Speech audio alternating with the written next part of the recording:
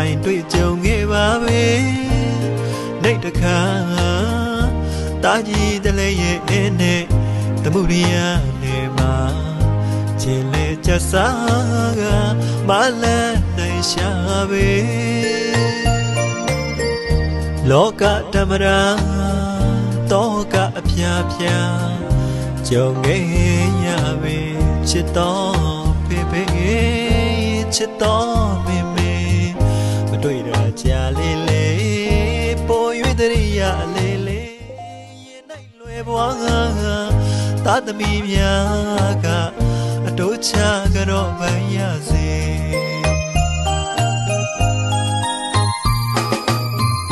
မြတ်မို့တောင်းကျေးဇူးကောင်းတွေဆက်လို့မကုန်မေးဒီရာရေတစ်ပေါက်ကလေး